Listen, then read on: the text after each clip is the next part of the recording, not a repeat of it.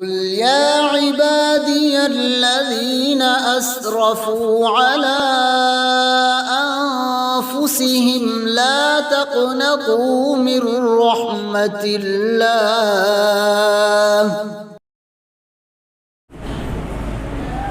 الحمد لله الذي شرفنا لعلوم الحديث والقرآن، والصلاة والسلام على من قال إنما بعثت معلما.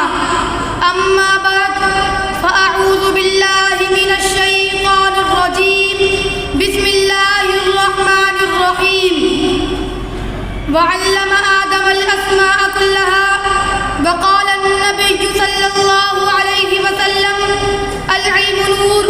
وقال علي رضي الله تعالى عنه رضينا قسمة الجبار فينا، لنا علم وللجهال مال، فإن المال يفنى عن قريب وإن العلم باق لا يزال. ہم سے تاریخ ہے، تاریخ کا عنوان ہے ہم سے تاریخ ہے، تاریخ کا عنوان ہے ہم. وقت بھی جانتا ہے، وقت کی پہچان ہے ہم سے الجھو گے تو انجام برا ہوگا، ہم سے الجھو گے تو انجام برا ہوگا. رب کعبہ کی قسم صاحب ایمان ہے ہم. قابل تکریم اساتذہ کرام اور میرے ہم سفر ہم مکتب ساتھیوں، السلام علیکم ورحمۃ اللہ وبرکاتہ.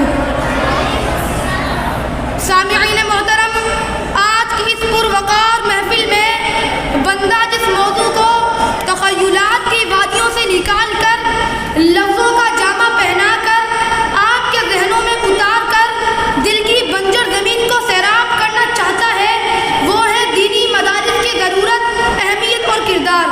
سامعین محترم، اس امت کی رہبری اور رہنمائی کے لیے جو پہلا مدرسہ قائم ہوا وہ غار ہیرا تھا، جس کے معلم اول رب کائنات، متعلم اول رحمت کائنات، واسطہ اول جبرائیل امین، کتاب اول قرآن کریم اور مخاطبین اولین صحابہ کرام کی جماعت تھی.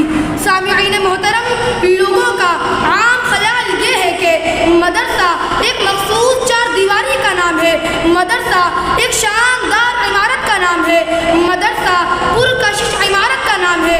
اس لیے وہ یہ سمجھ بیٹھے ہیں اگر مدرسے کی عمارت کو گرا دیا جائے تو مدرسہ ختم ہو جائے گا، لیکن میں اس کی پرزور تردید کرتا ہوں. سامعین محترم، مدرسہ سنگ و خشت کے ڈھیر کا نام نہیں، مدرسہ فلک بوز عمارت کا نام نہیں، مدرسہ مزین اور مکیف کمروں کا نام نہیں. اگر ایسا ہوتا تو ہم اس سعادت چبوترے کو مدرسہ نہ کہہ سکتے جہاں بیٹھ کر تعلیم حاصل کرنے والوں کو اصحاب صفہ کے نام سے یاد کیا جاتا ہے. اگر ایسا ہوتا تو ہم اس دیوبند میں واقع اس انار کے درخت کے سائے کو مدرسہ نہ کہہ سکتے جہاں محمود نامی استاد نے محمود نامی شاگرد کو تعلیم دے کر ہزاروں مدرسوں کی بنیاد رکھی تھی. تو پھر آپ مجھ سے پوچھ سکتے ہیں اگر ان چیزوں کا نام مدرسہ نہیں تو مدرسہ کیا ہے؟ میں عرض کرتا ہوں، مدرسہ تو وہ ہے جہاں انسان کو انسان بننے کی تعلیم دی جاتی ہے، جہاں اسے زندگی گزارنے کا ڈھنگ سکھایا جاتا ہے، جہاں علم کی شمع اس کے سینے میں روشن کی جاتی ہے، جہاں اسے اعلیٰ اخلاق و آداب سکھائے جاتے ہیں، جہاں اسے حقوق اللہ اور حقوق العباد کی ادائیگی سکھائی جاتی ہے. تو مجھے کہنے دیجئے، یہ علم و ہنر کا گہوارہ تاریخ کا وہ شہپارہ ہے، یہ علم و ہنر کا گہوارہ تاریخ کا وہ شہپارہ ہے. ہر پھول یہاں ایک شعلہ ہے، ہر سر یہاں مینارہ ہے. کوہسار یہاں دب جاتے ہیں، طوفان یہاں رک جاتے ہیں، کوہسار یہاں دب جاتے ہیں، طوفان یہاں رک جاتے ہیں. اس کاخ فقیری کے آگے شاہوں کے محل جھک جاتے ہیں.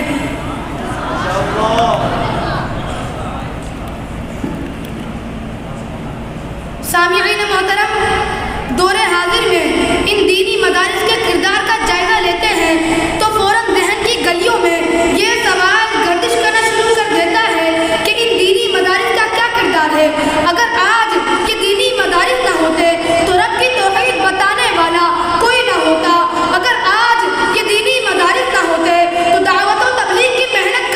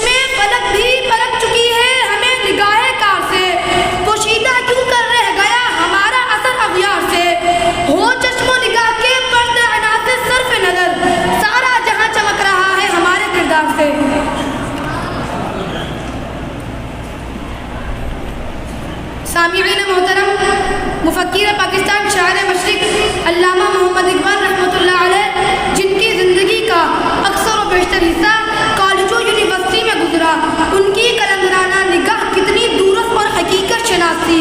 وہ فرماتے تھے ان مکتبوں کو اسی حالت میں رہنے دو، غریب مسلمانوں کے بچوں کو انہی مدارس میں پڑھنے دو، اگر یہ ملا اور مدارس نہ رہے تو جانتے ہو کیا ہوگا؟ جو کچھ ہوگا میں اسے اپنی آنکھوں سے دیکھ آیا ہوں۔ اگر آج بر صغیر کے مسلمان ان مدرسوں کے اثر سے محروم ہو گئے تو بالکل اسی طرح ہوگا جس طرح اندلس میں ہوا۔ آج وہاں غناطہ، قرطبہ کے کھنڈرات، الحمرا کے نشانت کے سوا اسلام کی تہذیب کا کوئی نشان نہیں ملتا۔ تو کیا خود کہا ہے کہ شاعر نے، اللہ سے کرے دور تو تعلیم میں فتنہ، اللہ سے کرے دور تو تعلیم میں فتنہ، املاک بھی اولاد بھی جاگیر میں فتنہ، ناحق کے لیے اٹھے تو شمشیر میں فتنہ، ناحق کے لیے اٹھے تو شمشیر میں فتنہ، شمشیر کیا نعرہ تکبیر میں فتنہ، وما علینا الا البلاغ المبین۔ قل يا عبادي الذين أسرفوا على أنفسهم لا تقنطوا من رحمة الله